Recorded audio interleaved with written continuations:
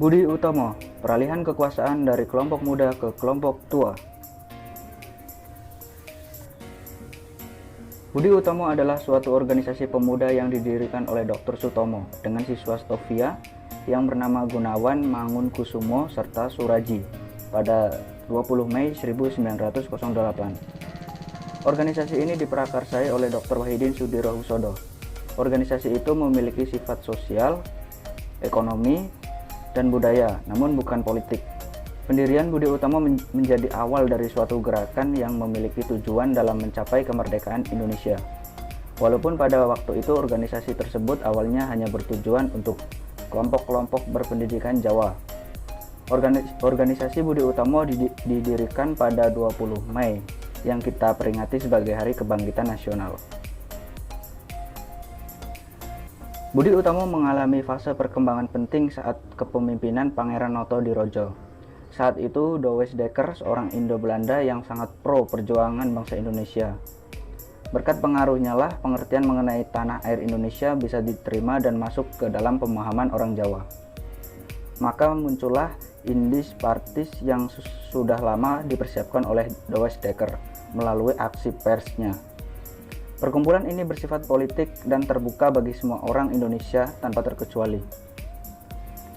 Pada tanggal 3-5 Oktober 1908, Budi Utomo menyelenggarakan kongresnya yang pertama di kota Yogyakarta. Budi Utomo telah memiliki 7 cabang di beberapa kota, yakni Batavia, Bogor, Bandung, Magelang, Yogyakarta, Surabaya, dan Ponorogo. Pada kongres di Yogyakarta ini, diangkatlah Raden Adipati Tirtokusumo. Dia adalah mantan Bupati Karanganyar sebagai Presiden Budi Utomo yang pertama.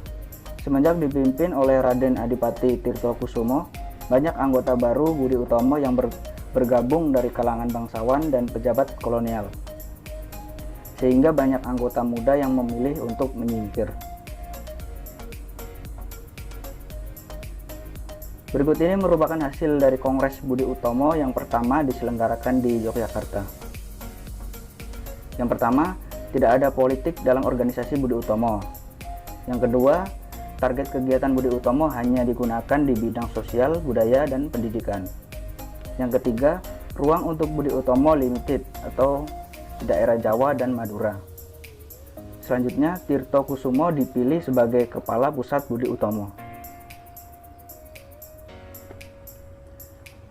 Pada masa itu pula muncul Sarekat Islam yang pada awalnya dimaksudkan sebagai suatu penghimpunan bagi para pedagang besar maupun kecil di Solo dengan nama Sarekat Dagang Islam untuk saling memberi bantuan dan dukungan. Setelah beberapa lama nama itu diubah oleh Cokro Aminoto menjadi Sarekat Islam yang bertujuan untuk mempersatukan semua orang Indonesia yang hidupnya tertindas oleh penjajahan, dan keberadaan perkumpulan ini ditakuti oleh orang Belanda. Munculnya gerakan yang bersifat politik semacam itu rupanya yang menyebabkan Budi Utomo agak terdesak ke belakang. Kepemimpinan perjuangan orang Indonesia diambil alih oleh Sarekat Islam dan Indische Partij karena dalam arena politik Budi Utomo memang belum berpengalaman. Karena gerakan politik perkumpulan-perkumpulan tersebut, makna nasionalisme makin dimengerti oleh kalangan luas. Terima kasih, itulah sedikit penjelasan dari saya mengenai Budi Utomo, peralihan kekuasaan dari kelompok muda ke kelompok tua. Apabila ada salah-salah kata atau kekurangan dalam materi, saya mohon maaf. Saya akhiri, wassalamualaikum warahmatullahi wabarakatuh.